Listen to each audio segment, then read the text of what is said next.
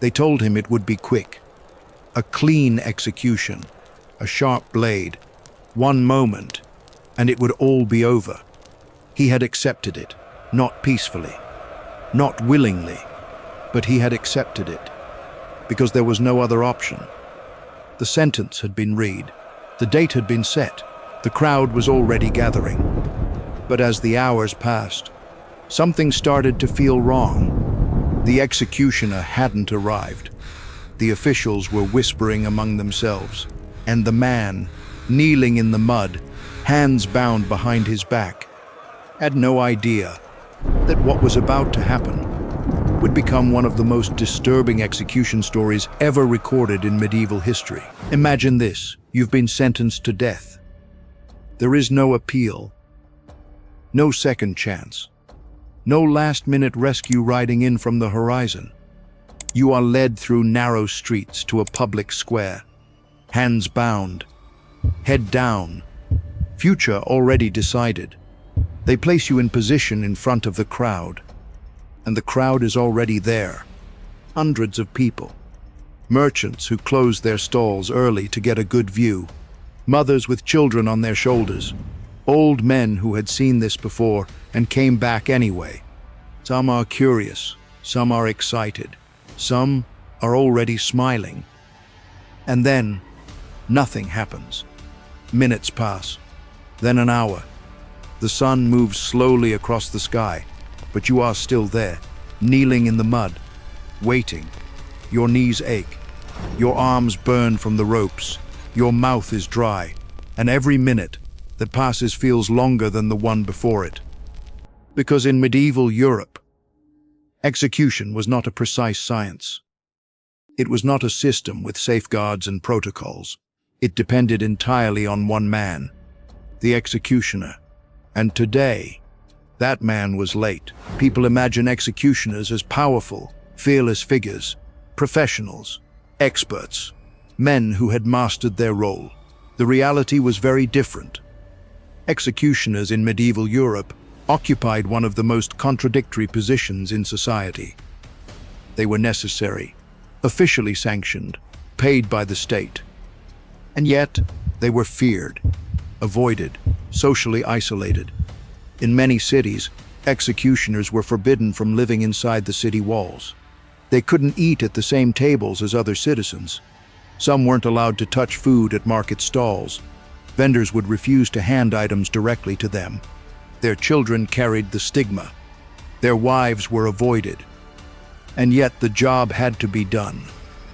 So who became an executioner? Sometimes the role was inherited, passed from father to son with no other option. Sometimes it was assigned to criminals as an alternative to their own punishment. Sometimes it went to men who simply had no other way to survive. And this meant that the person responsible for carrying out the most public, most visible act of state justice was often undertrained, underprepared, sometimes drunk. A skilled executioner could end a life with a single clean strike. But skill took practice. Practice required experience. And experience came at a terrible cost. Because every mistake was made in public, in front of hundreds of watching eyes, with no way to stop, no way to undo it, and no way to pretend it hadn't happened. Now imagine the moment finally arrives. The official steps forward and reads the sentence one final time. The crowd quiets. The executioner positions himself. You close your eyes, and the blade comes down, but it doesn't end. Because sometimes it didn't work. There are documented cases, recorded by witnesses, by court scribes, by priests present at the scene, of executions that required multiple attempts. 2 strikes, 3, in some accounts, more. Each one failing to do what it was supposed to do. The crowd's reaction shifted with each failed attempt. The initial silence would break. First came murmurs, then gasps, then something harder to describe, a collective unease, a dawning discomfort that spread through the crowd like a wave. Because what was meant to be a controlled display of justice was becoming something else entirely, something desperate, something that exposed the brutal, clumsy reality beneath the ceremony. And no one, not the officials, not the guards, not the crowd, knew what to do next. This wasn't rare. It happened more than people acknowledge. The first case, Mary, Queen of Scots, 1587. Condemned for treason against Queen Elizabeth I of England, Mary's execution was meant to be swift and dignified. It was neither. The executioner's first strike missed the neck entirely, striking the back of the head. The second strike was closer, but still not enough. It took a third blow, and then soaring, before it was finally over. And then, in the silence that followed, the executioner reached down to lift her head and show it to the crowd. The wig came off in his hand, revealing gray hair underneath. The crowd gasped, because in that moment, the theater of execution collapsed completely.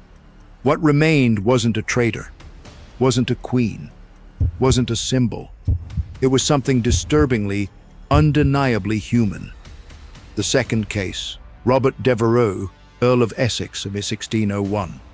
A former favorite of Queen Elizabeth, Essex was executed for leading a failed rebellion. The executioner required 3 strikes to complete the beheading. Witnesses described the scene in letters that survived for centuries: the confusion, the horror, the long silence afterward before anyone spoke. The third case, Margaret Pole, 1541. At nearly 70 years old, Margaret Pole refused to lay her head on the block. She struggled. She moved. The inexperienced executioner, reportedly a last-minute replacement, struck her shoulder first, then her neck. Multiple blows followed before it was over. Contemporary accounts describe it as one of the most disturbing scenes witnessed at the Tower of London. 3 cases. 3 very different people. 3 executions that were supposed to send a message of power and control, and instead sent something else entirely. Now imagine being in that crowd.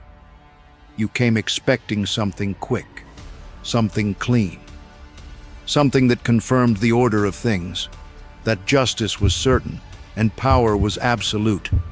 But instead, you are watching a struggle, a failure, a scene that keeps going when it should have already ended.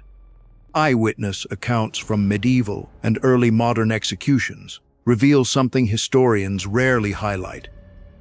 The crowd did not always react the way authorities expected.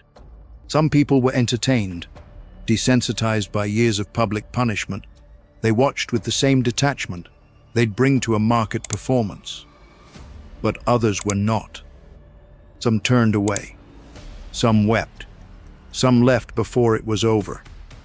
And some, particularly in cases where the condemned was sympathetic, or elderly, or visibly terrified, began to turn, not against the condemned, against the system. Because a botched execution didn't just harm the person being killed. It cracked something in the performance of power itself. It reminded the crowd that the people in charge were capable of failure, and that was a dangerous thing for any authority to reveal. But here's the part that most people don't think about. The worst part of a medieval execution wasn't always the execution itself. It was the hours before it. Imagine kneeling in a public square for 2 hours before anything happens. Your legs go numb. The ropes cut into your wrists. The sun shifts. The crowd grows. Children are eating. Someone is laughing at something unrelated, and you are waiting to die. You know what is coming. You know there is no escape. You know that every person in that square is there to watch you. Some prisoners prayed without stopping. Some went completely silent, retreating somewhere inside themselves that no one could reach. Some broke entirely, weeping, pleading, collapsing, before the executioner even stepped forward. Historical records show that in some cases, prisoners had to be physically held upright because their legs had given out from kneeling so long. Not from the execution, from the waiting. Because fear, sustained over hours, does something to a human being that no blade can replicate. It dismantles them slowly, piece by piece, in full view of everyone watching. And sometimes, the fear lasted longer than the life itself. And this is the disturbing truth that most history books skip over. Medieval execution was never simply about ending a life. It was theater, carefully designed, publicly performed theater. The platform, the crowd, the reading of the sentence, the slow walk to the block. Every element was deliberate, designed to communicate one thing above all else. This is what happens when you defy the order of things. But when something went wrong, when the executioner missed, when the blade failed, when the condemned refused to behave as expected, the theater broke down. And what was exposed wasn't power. It was its opposite: uncertainty, incompetence, chaos. And paradoxically, that made the fear even worse. Because now, people weren't just afraid of dying. They were afraid of dying badly, of waiting too long, of it taking too many strikes, of being remembered not as someone who faced death with dignity, but as someone who became a spectacle. And in a world where your death was as public as your life, that was perhaps the most terrifying thought of all. So the next time you hear about medieval executions, don't imagine something quick. Don't imagine something clean. Don't imagine something controlled. Because the reality was far messier, far more human, and far more disturbing than any history book will tell you. Sometimes the blade missed. Sometimes it took 3 strikes. Sometimes the crowd went silent for all the wrong reasons. And sometimes the most powerful message sent by an execution was sent by accident. If you want to see more stories like this, subscribe to the channel. And tell me in the comments, where are you watching from? Because some executions didn't just go wrong, they turned into something no one could stop.